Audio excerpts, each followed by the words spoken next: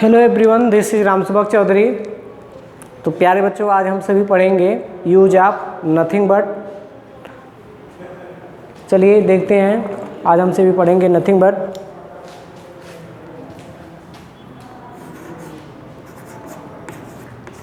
Use of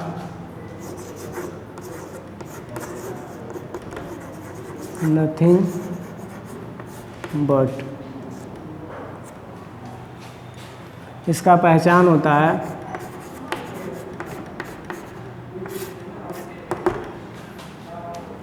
जब किसी वाक्य में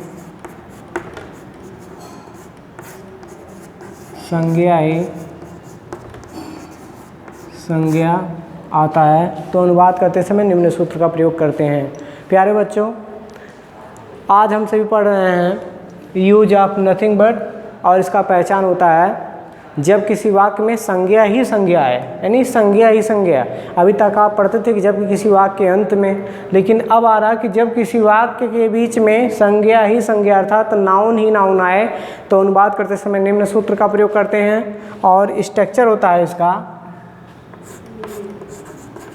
there plus is oblique was plus nothing but plus NP plus rest word.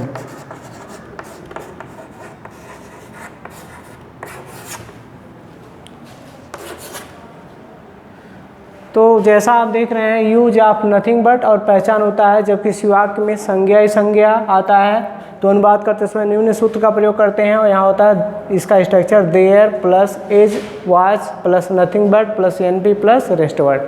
कुछ बच्चों के मन में ये विचार हो रहा होगा कि सर एनपी मतलब क्या होता है, तो इसका मतलब आपको बता दें, नाउन का प्यूरल, यानी जो नाउन आएगा उसका हम प्यूरल करेंगे, यानी प्यूरल बहुवचन में करेंगे। तो जैसा आप एग्जाम्पल के माध्यम से समझ सकते हैं, तो ध्यान दीजिए। जैसे बागीचे में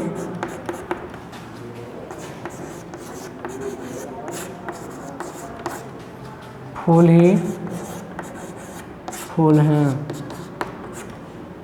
तो बच्चों, जैसा आप देख रहे हैं कि हमने लिखा बागीचे में फूल ही फूल हैं, और इस प्रकार से स्ट्रक्चर के अनुसार बनाएंगे। देयर का प्रयोग करेंगे। अब यहाँ देयर का प्रयोग क्यों कर रहे हैं, आपको हमने पिछले वीडियो में पढ़ाया था कि जब किसी वाक्य में कर्ता नहीं पाया जाता है वहाँ देयर का प्रयोग करते हैं, तो इस वाक्य में भी कर्ता नहीं पाया जाता है, इसलिए यहाँ देयर का प्रयोग कर रहे हैं। यानी हमने लिखा कि बागीचे में फूल ही फूल हैं, तो स्ट्रक्चर के अनुसार देयर एज वाज। अब यहाँ समझेंगे कि कहाँ इज का प्रयोग करना है और कहाँ वाज का प्रयोग करना है। तो बच्चों ध्यान दीजिएगा, अगर लास्ट में है रहेगा तो एज, और लास्ट में था रहेगा तो वाज का प्रयोग करेंगे। उसके बाद नथिंग बट और एनपी अर्थात जो संज्ञा आएगी अर्थात जो नाउन आएगा उसका हम प्यूरल कर देंगे अर्थात बहुवचन में कर देंगे। और रेस्ट वर्ड मिस होता है शेष शब्द। तो यहाँ पे लास्ट में देखेंगे है आया है, इसलिए एज का प्रयोग करेंगे, देयर एज। उसके बाद नथिंग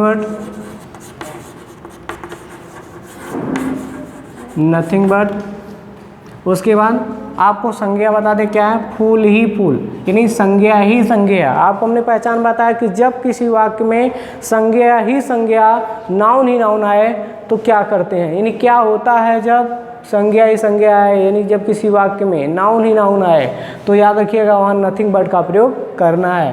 तो यहाँ पे नथिंग बट की है एनपी अर्थात नाउन, फूल ही फूल हैं तो हो जाएगा फ्लावर्स, फ्लावर्स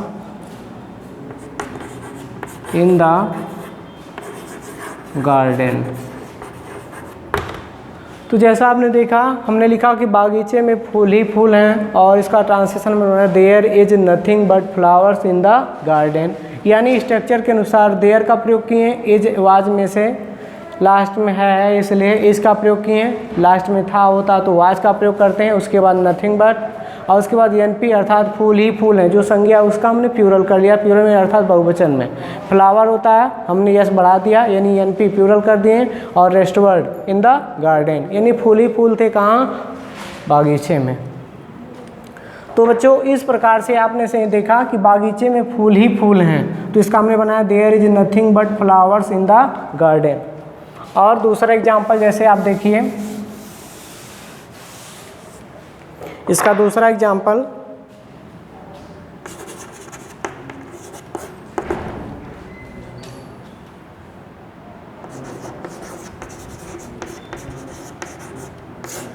विद्यालय में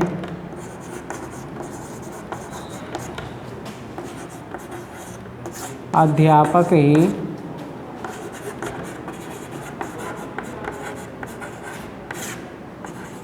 थे। विद्यालय में अध्यापक ही अध्यापक थे, यानी एक नहीं थे, बहुत से थे। तो इसमें क्या करेंगे, ध्यान दीजिएगा, स्ट्रक्चर के अनुसार देयर था, थी, थे आएगा तो वाज का प्रयोग करेंगे, इसलिए वाज। उसके बाद नथिंग बट, उसके बाद एनपी यानी अध्यापक का टीचर होता है, टीचर्स हो जाएगा कहाँ पे, इन द स्कूल।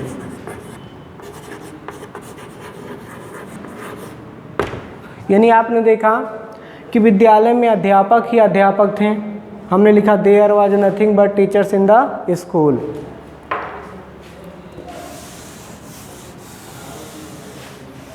और इस प्रकार से और एग्जाम्पल अगर देखना चाहें तो जैसे दूसरे शब्दों में तीसरा एग्जाम्पल आपको बता दें,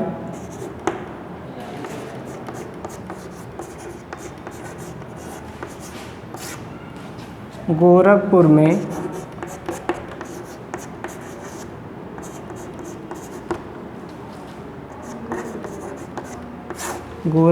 रेलगाड़ियां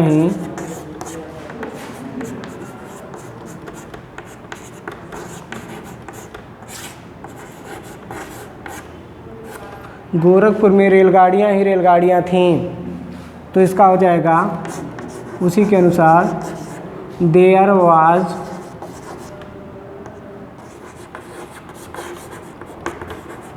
नथिंग बट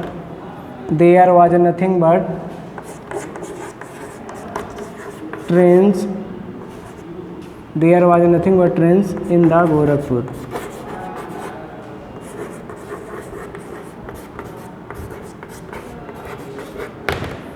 तो जैसा आप देख रहे हैं, हमने एग्जाम्पल दिया गोरखपुर में रेलगाड़ियाँ थीं, हमने बनाया there was nothing but trains in the Gorakhpur.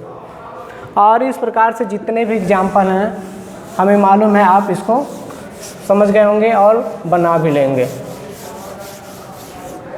तो प्यारे बच्चों, हमें आशा और विश्वास है आपको यह वीडियो पसंद आया होगा। तो बने रहिए हमारे इस चैनल के साथ। हमारे चैनल का नाम है यस फॉर साहित्य RS क्लासेज, यानी इसको सब्सक्राइब करिए। अधिक वीडियो के लिए सब्सक्राइब करिए, लाइक करिए, शेयर करिए और बेल आइकन को दबाना ना भूलिए। जय हिंद।